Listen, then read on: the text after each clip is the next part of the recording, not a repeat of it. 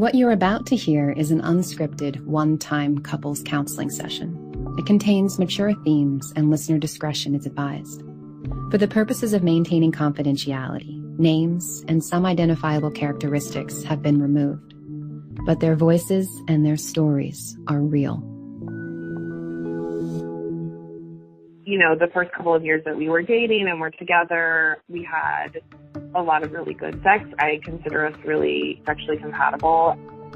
It was amazing because I was like, oh my God, I've met somebody who's, you know, as into it as I am. And then, like about a year later, it started to peter off. You know, I got a really high-stress job, and my reaction to stress was to kind of like just lock my sex drive away and be like, I can't think about that. I don't want to deal with it. It's like one more thing on my to-do list, and I have a million things. There's some block around sex that's really hard in the day-to-day, so we'll go, you know, months. We started to get into this dynamic where I would ask and then feel kind of rejected because I would get a no. I've put on weight in the past 5 years, and I don't feel good about my body, so it's harder for me to, like, think about initiating sex. I was like, I don't want to initiate all the time. I want you to initiate. I think that was hard for her because that was, like, a really different role that she hadn't ever occupied, and I was shifting the rules on her, and it was really, I think I was asking a lot. This is a couple that is together 17 years. They are a strong couple, deeply connected, close friends, very tied with each other, having gone through major life-changing experiences together, who also identify the lack of sexual interest and relevance at this moment in their life, and the multiple factors that have influenced it, including body changes. I know we get seen as a straight couple. We're not a straight couple. So, like, one of my worry things about therapists are that they're going to think everything has to do with me being trans, which it doesn't, and it's frustrating for both of us. And at the same time, you know, it's not perfect. Like, I still do have things about my body that feel uncomfortable. And so I'm sure on some level I'm not as secure, like, in me. You know, I remember once we were sexually intimate, and I touched him, and he said, "Don't touch me like that. You're touching me like I'm a girl." And it really freaked me out. And I was like, then I don't know how to touch you. I don't know how to have sex with you in a way that makes you feel good about your body. This is Where Should We Begin with Esther Perel.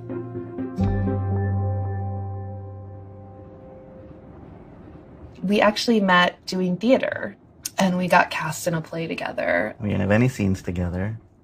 I thought you were straight at the time, for one, because she kept talking about her ex-boyfriend. True. And I didn't know that you liked me.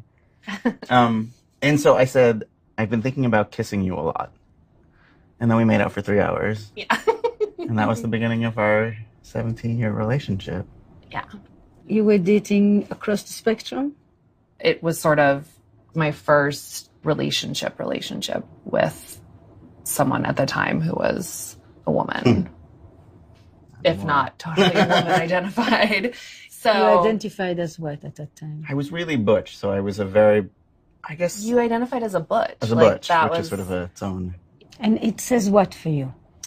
To me, it meant, like, masculinity that was who I was, but I knew I was in this other body. But butch also, to me, was the relationship that I could have with a woman who was femme, and it might look like something that looked heteronormative on the outside, but it was different. If someone pushed me, I'd push them back, and I play pool, and I wear my leather jacket, and I was probably, at the time, I can see how I overcompensated my masculinity because I really needed to be seen a certain way, in the way that after I transitioned, some of that went away, and I just felt like I didn't have to prove it so much anymore, and I could just be myself. I didn't have to wear a leather jacket if I don't want to. I don't have to sit with my, like, ankle on my knee. There was just more ease to everything after I transitioned. I had a reluctance to be like, oh, I found the one. I found the one person I'm going to be with for the rest of my life because I'm 21. This is too early. Like, can I ask you something? Yeah. You say, I didn't think this was going to be the one. Mm-hmm. So when he transitioned, did you have a feeling like it was the continuation of the same relationship, or did you actually have the sense of, oh, I have another partner? Oh, no. I mean, it was like the one thing that did not feel like a question.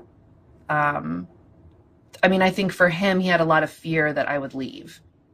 I never identified as a lesbian. I never identified as someone who was only going to, it didn't shake me in that way. So there was never a question in my mind that I would leave. This is the love of my life. Mm-hmm. Like, this is, whenever I think about my future, I think about this person. Right. And that is still the case. And that's still the case. So love didn't move, love didn't waver. And attraction? I thought actually that there would be things that I would miss about his body that actually didn't turn out to be, like when he got top surgery. I thought I would have a really hard time. Does he know any of this? Mm. You do? Mm-hmm. Okay. His breasts were, I knew that he was uncomfortable with them. I knew that he did not have the same relationship to them that I did. But by the time he got the surgery, he had been taking hormones. He started wearing like a surgical binder every day. And it really changed the shape of his chest. It wasn't a woman's body that I was losing. It just took like a shift in my brain that I'm like, oh, this is a man's body. And there were sort of two things that helped me in terms of the way that his body was changing. And one was, this is the person that I was going to be with for the rest of my life. My body isn't going to look the same. My body's going to change. We're going to get old together. Like, his body isn't going to stay like this anyway. And then the other thing that helped was thinking about parents and when their kids hit puberty. Is there a part of you that wishes they could stay? Very nice. Pre-beard and pre-different smell of their skin? Yeah, of course there's a part of you that wishes that. You want them to stay a little kid, but they're just becoming more themselves. They're becoming who they're supposed to be. We will change, we will evolve, we grow older, and our bond stays steady, and our appearances fluctuate. Beautiful answer. How about you? Which part of it? Thank you so much. You pick a person, you pick a story. We can go right back to the beginning. What drew you? I had the sense right away that she saw me, like the me on the inside that I never really felt like people could see. Like, for the first time, somebody was not kissing what they needed me to be, but was genuinely seeing who I was and kissing that person. And that felt like the first time that had ever happened. And do you still kiss? We do, but it's not always like that. It's funny because I sometimes think, God, we're starting to kiss each other like your parents kiss each other. Like, I want to... Like pecks. Yeah. And I want to, like, kiss the way we used to, but it's hard to figure out how to make that kiss happen. Let's let the birds leave the house. No pecks. Yeah. We're people. It happens when we've been together for 2 or 3 days and we're on vacation and work is gone and we're not home. That becomes possible again, where the kissing feels like kissing again. But it feels somehow, I don't know, it's gotten very hard in the day-to-day. What would happen if you took her face and you kissed it the way you want to kiss it? That she would shrug me off or say not right now, and also part of me can't feel, like, it's hard for me to feel it in myself. Like, I used to have a very high sex drive and I used to want to have sex all the time. This is before hormones. Yeah, before hormones. And as a butch, I think I very much understood my role in sex as The initiator. I am the top and the initiator and all those things. And then after I transitioned, and also we had been together a number of years, there was a part of me that's like, but I don't want to initiate all the time. I want her to initiate, which I think was really hard. It was a change of rules. And I don't think that was a really comfortable place for you to be. once he transitioned, he was allowed to no longer abide by the stricter stereotypic narratives of masculinity as to how a man should act sexually, for example.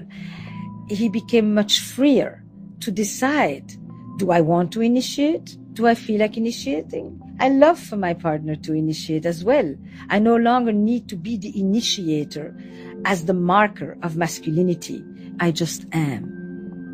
At the same time, sexual scripts in couples change frequently.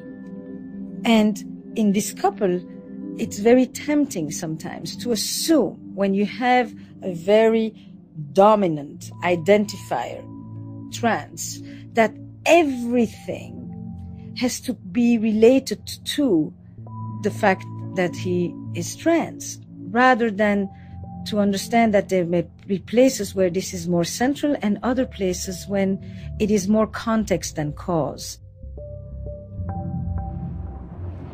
He needed to feel like I was attracted to his body as it was changing. He needed to feel like I wanted, to have sex with him.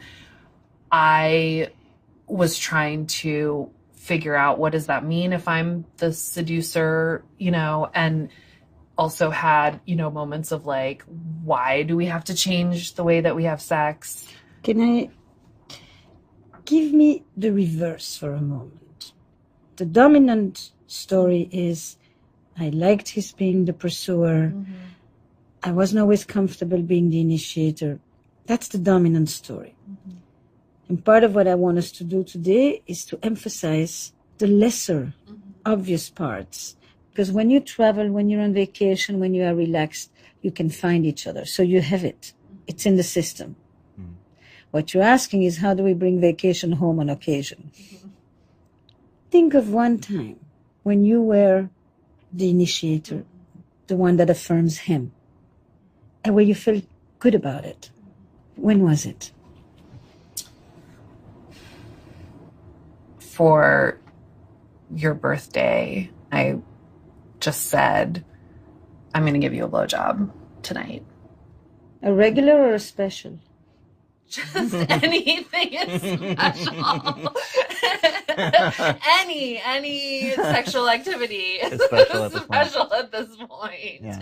Start with the basics. But yeah, so, and then I think I texted you during the day that was like, looking forward to tonight.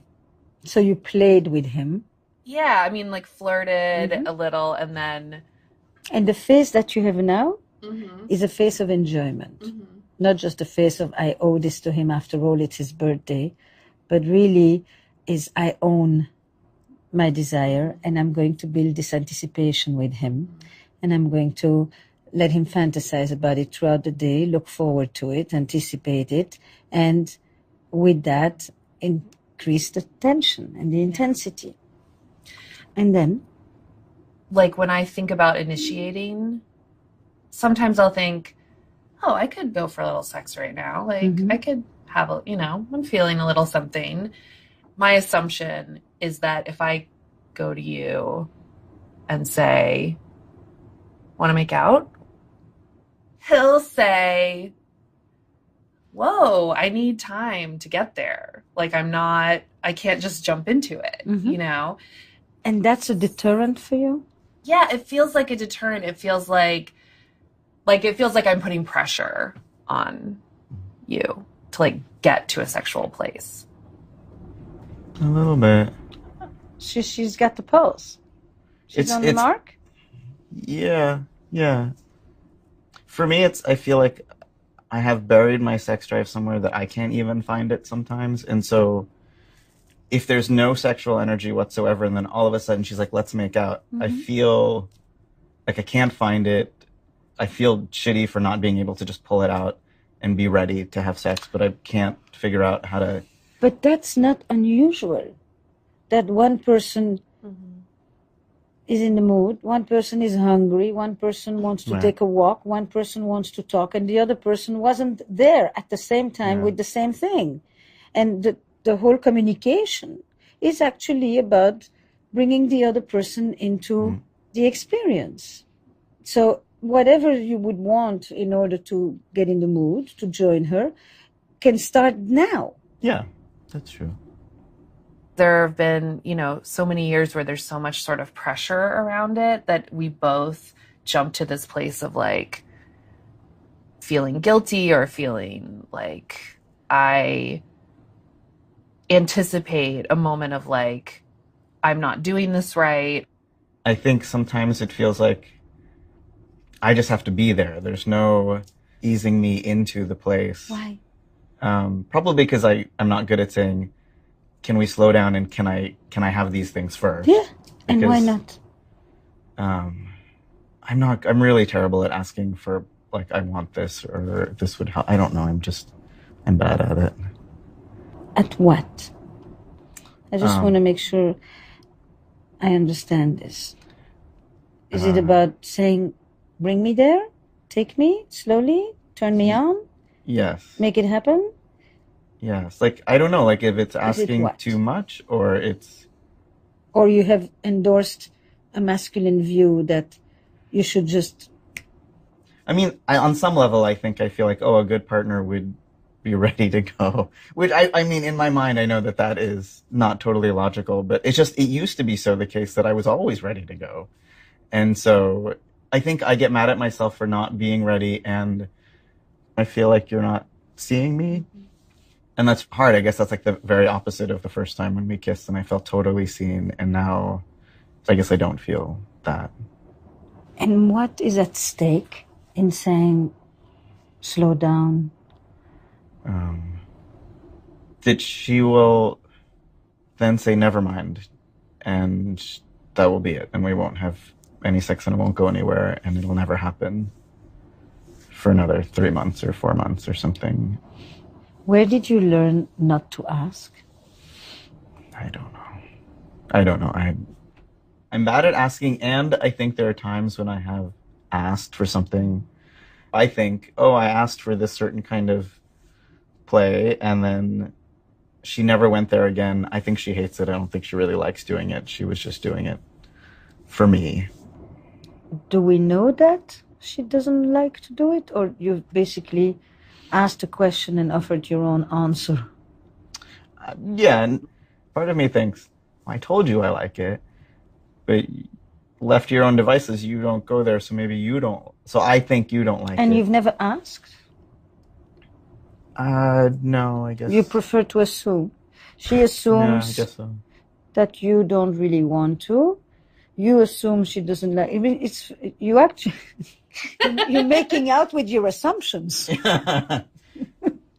Yeah, I don't. It's so weird. Lots of assumptions here. Somehow, it feels bizarre that the person I trust the most and makes me the most happy, and I would tell anything to, is the one person I feel the most nervous around when it comes to sex. Yes, I'm glad we think it's bizarre. It is, but I don't know. This is the anatomy of one of the common sexual impasses. I won't initiate, she says, because if he's not instantly responding to me with the same enthusiasm, then I feel that I'm putting pressure on him and I'd rather not, so I don't bother. He won't tell her, slow down, let me get into it, let me build my own steam. Because if he tells her what he wants, she will say, I won't bother, drop it. And so both of them, experiencing the vulnerability and the embarrassment of putting themselves out there, assuming that the other person may not respond in kind, end up retreating as a way to protect themselves. And that creates one of the most entrenched logics of sexual avoidance. Would you care to check rather than assume? I mean, both of you are here. But then part of it feels like I am doing all the work. Like I'm asking, then I'm checking. Each of you will do a small gesture. And if the other one doesn't immediately respond in kind, you pull back, you assume rejection, you assume the other one isn't interested. I pressure him, I make her do things she doesn't like. If you really trust each other, as much as you both say you do, ask. It seems easier said than done. Yes, Because the only way it becomes easier is by doing it. Not the sex. At this point, you don't need to do sex. And by the way, I never think sex is just something you do. I think it's a place you go. And one of the places where you are both going at this moment is to rejection, lack of interest, lack of being seen, all negative thoughts. I think like when we're not together, when I travel and stuff, then like if sex is a place we go, then I imagine that when we come home, we will be in that place. Not the act of it, but just the energy of it and the flirtation of it and that stuff. But then when we come back together, immediately we're in the day-to-day, this is what happened at work, and this is this, and this is the chore, and this is But that's not what blocks you. That's normal life. Yeah. What blocks you is that when you transition from the domestic to the erotic, you transition with a bucket of negative thoughts, negative anticipation, which then acts as a confirmation bias. What you're afraid will happen because you're making it happen. You will cut and curtail every step. I can feel myself doing it as you're saying this. Good. I'm like, yeah, okay, but I'll ask for what I want, but she's going to be thinking about work. Or I'm going to say, oh, let's think about what we might do this weekend and have some time where we could be in bed more. And then she's going to be like, yeah, but I have to do this email. Or but she's going to be checking Facebook. But then she's going to be... And then? Play it out. And then I'm going to feel like, well, she didn't care about having sex with me and she doesn't want to. And this was stupid to ask. And I should just go do something in my own world or go watch some porn or just take care of it myself. Or now let's play this out. Yeah. Do it. It feels harder to do it. You met in theater. Excuse me. I write my lines down at first and then I act them. It's not improv. I don't do improv at all. This is not improv. You've been doing this for many years. This is a terrible scene you've been playing. I'm just going to try to redirect it for a moment. The research on sexuality and the work of Emily Nagoski has really put forward this idea of the dual control system. And the dual control system is that when it comes to sexuality, we all have an accelerator and we have brakes. We have that which heightens the excitement and the enthusiasm and that which heightens the inhibitions and the stifling. And we tend to think that we will be more interested, we will have more sexual energy if we heighten the accelerator. But in this couple and in most cases, it actually is about loosening the brakes. And when he says, I feel like I'm doing it right now, he's basically showing me his brake system. When I was traveling, I was excited about the thought of coming back, and I thought, I wonder if we could just have a weekend or a day where nobody was around and we didn't do anything but take showers and lay around naked and laugh and be silly and make out and... Just you and me. Yeah. I guess this feels selfish. I just want to feel like the most important thing in your mind for a while. Say that again. I just want to feel like the most important thing in your world for a while. That sounds really wonderful. Say it again. It sounds wonderful. It sounds like the best weekend that we've had in a really long time. Is there stuff that you want?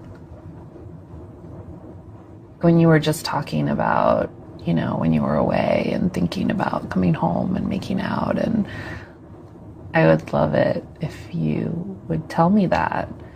Like, I feel like I spent a couple of years really struggling with how I was as a lover, like if I was making you feel good about yourself, if I was helping affirm your body, and I got really nervous about everything that I was doing. Like, it was hard to feel confident. So, like, hearing that, it makes me feel sexy that you would, like, come home and say, I want you to do this to me, or I want us to do this. I think it feels like selfish for me to ask for things that I want, because when I was a butch, it was always about what I was going to give, but I never, like, receiving felt so uncomfortable back then that now I feel like I'm being that guy to be like, this is what I want, and this is, I don't know, which obviously is not, you're saying it would be a good thing to hear. You're asking while you're holding your hands in between your knees and your shoulders round over. Yes, that is true. Right? It's a body that feels shy. Open this body and ask her the same thing. And remember, what she just told you is that when you say this, her experience is not that you are being selfish. Her experience is that you're making her feel special. Did you hear that? I did. Did you? Yes. Yes. Yes. It's a very different thing. But I like having sex. But I'm Okay, right now, you're squeezing your legs. Yeah, I'm squirming. I used to be so much sexier. No, what you used to be is what you used to be. And at this moment, it's what you want to be. Okay. Imagine, now I'm totally scrunched over, yeah? Mm-hmm. And I say, I love you, I want you, do you want to be with me? How does that look? Terrible. Okay. Now imagine I open my body and my arms wide open and say, I don't love you, I don't want to be with you. Is that believable? It's impossible. Mm-hmm. Do it with me for a second. Mm-hmm. I just want you to imagine and find your own words for this. Yeah. Now you're totally scrunched over like... It's just an acting exercise, yeah. Yeah, because I think you will know the difference. It is a much more vulnerable thing to do to say it. But I want you to experience it in your body. Your whole life story is about this body. The changes of this body, the truth of the body, the authenticity of your body. So you need to learn to have a coherence between the way your body speaks, your voice, and the words you use. Okay. Really tight and small, and I'd say I really like having sex with you, and it's fun, and I want to have it more often, and I love you, and I wish we were doing more things together and spending time together. Sounds terrible. With your arms really crossed and your body really hunched over. But I feel very safe. It sounds terrible, and right. I feel safe. And I feel like if she rejects me, my arms still love me, and I can take them and go away. Correct. It's a body that says, I would love for you to come in to visit me inside, but I'm so sure that you won't come that I've already closed it with triple lock in the beginning. So don't bother. I'm just kind of sending this out there, but I have no intention and no belief that this would actually happen. That is very true. That is pretty spot on for what is in my head. Put it in your own words and put the body to it. I want to ask, but I think you're going to say no anyway, and so I don't see what the point is in asking, and I'm just going to be mad at you and then go somewhere else and do something else and not even care because I don't care anymore and I don't need to have sex and who cares and whatever. That is the best come on one has ever heard. That is quite a fabulous script of self-defeat. Try to say the same thing with the body open, with your arms open. What's the point of having sex? We're never going to have sex. No, keep your hands. You see, it's impossible. We're never going to have sex. It's going to be It's going to be terrible. And you're just going to reject me, and I'm going to crawl away into that corner over there. And look at her. Not even care when you reject me. Oh, why is it harder with here? So what you experience here is the need for him to create a coherence, a consonance between the words, the verbal language, and the language of the body. And we speak with the language of the body for 18 months before we utter the first words. It is our mother tongue. And that language is what we are trying to match now with his words, so that he goes from this complete scrunched up position to really owning it, grounding himself, breathing, putting the weight into his pelvic floor. And from that place, if he says, I really want you, she probably can believe him. If he says it from this frightened, totally folded over place.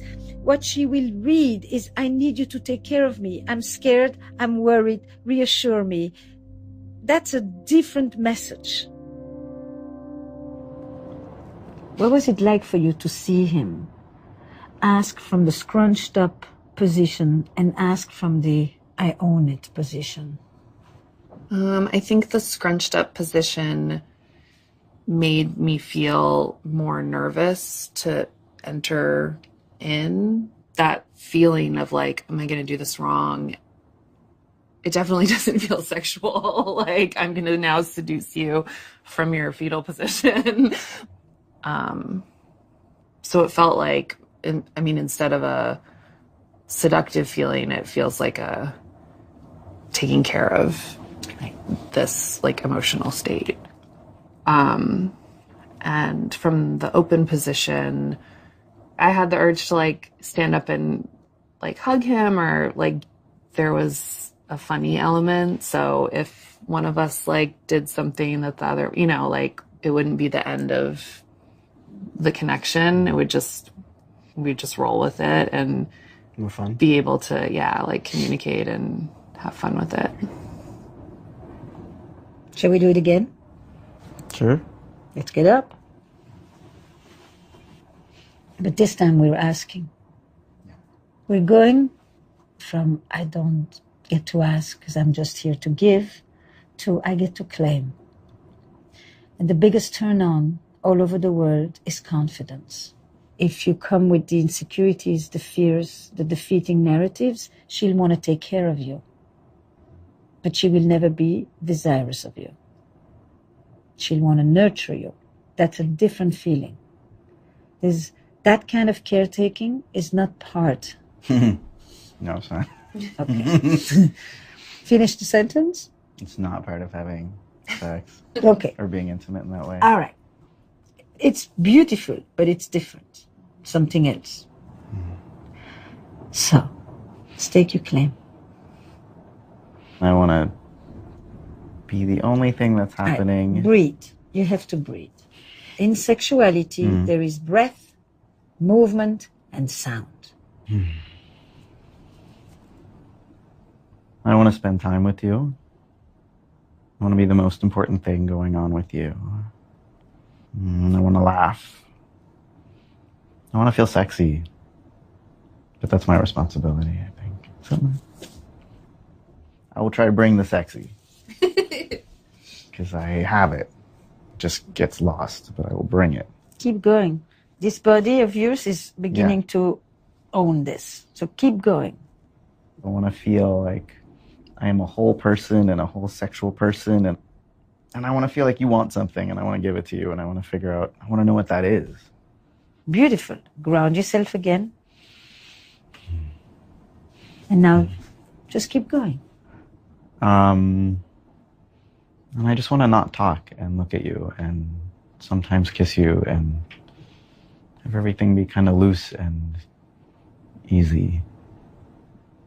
And I want to spend time with you and not have to know where we're going. And you can ask him, and what else do you want? What else do you want? I want your hand on my chest.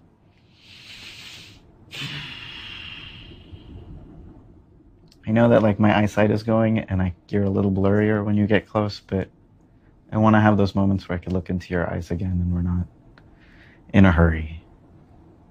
And I can see things and I can tell you what I see and you're interested. Go back to the being special. I want to feel like I am the most important thing to you, and like when you're with me, everything else disappears and it's just me and you and maybe us. And those are the three in the room. What else? Jeez. What else? I want to feel wanted.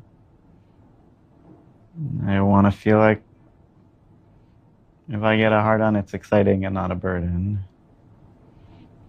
I want to feel like my body's exciting and fun and sexy, and I want it to be us first, and everything else second or third or fourth. But I want it to be us first. These are tears of joy, sadness, longing. I feel sad when I hear you say that you don't feel like you're the most important thing. I think my mind wants to jump from there to like guilt, or I must be, a terrible partner if you feel like you're not important in my life. He says how wonderful you are and how he wants to be so important, and you hear the whole thing as you're not doing a good job and you're deficient and you're inadequate and once again you fucked up. Who's that voice?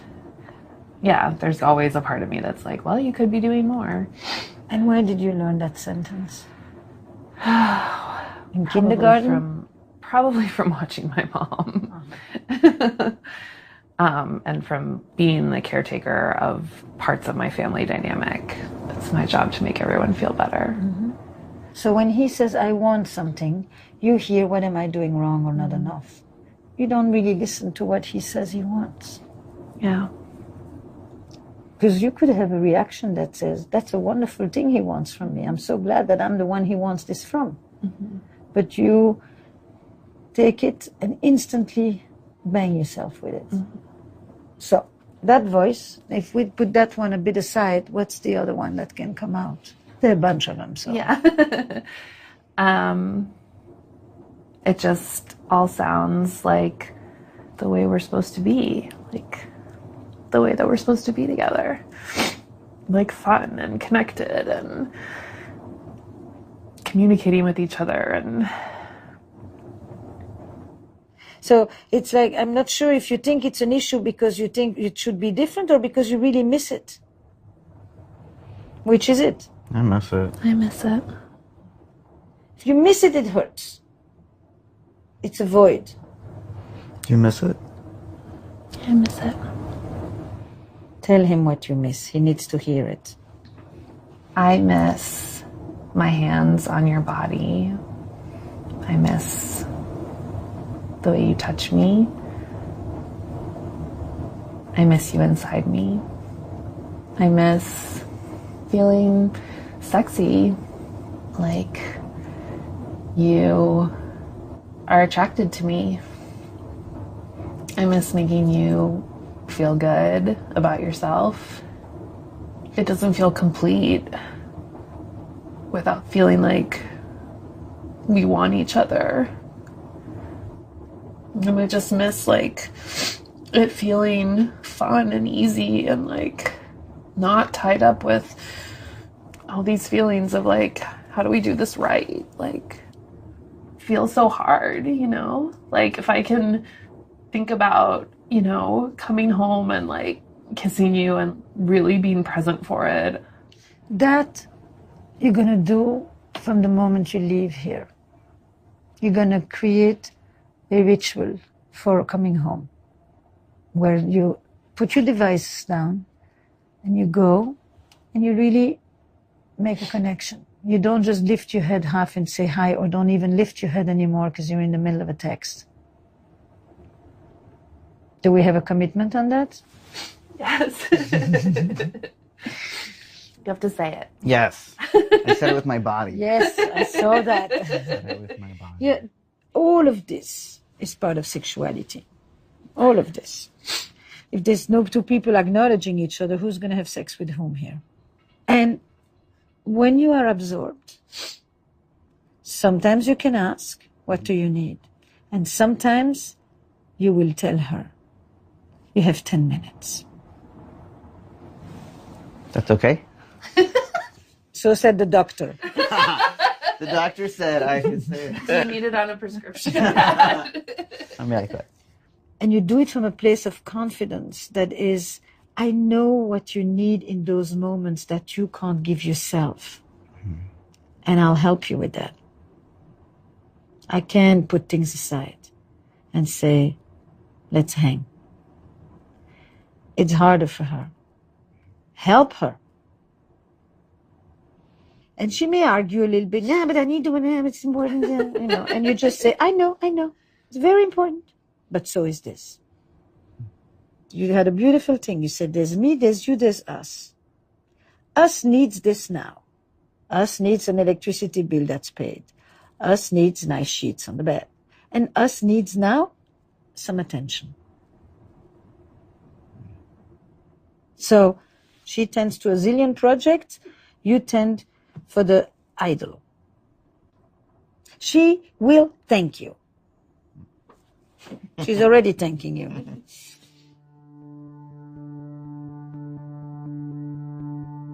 Much of what I do in the session is about loosening the brakes.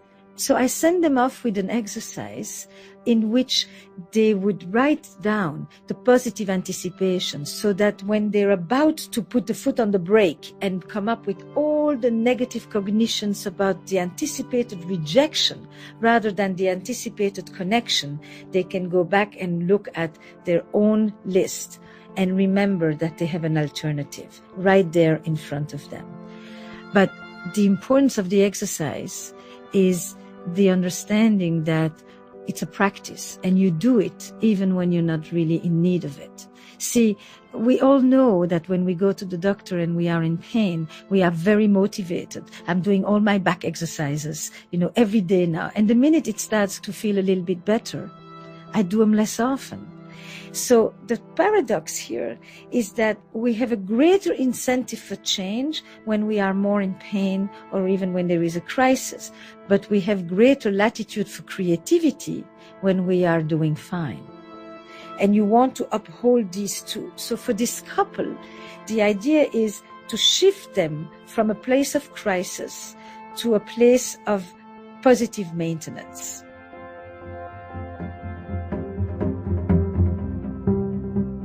Esther Perel is the author of Mating in Captivity, Unlocking Erotic Intelligence, available on Audible. And her upcoming book is The State of Affairs, Rethinking Infidelity. If you and your partner would be interested in recording a session with Esther, you can find out more at estherperel.com/audible or at audible.com/Esther Perel. Where Should We Begin is an Audible original production. Produced by Olivia Nat and Eva Wolchover. Produced and sound designed by Paul Schneider. Recorded by Noriko Akabe.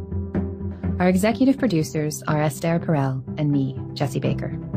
Eric Newsom is our big boss, and we couldn't do this without Lindsay Ratowski and June Cohen. This is Audible.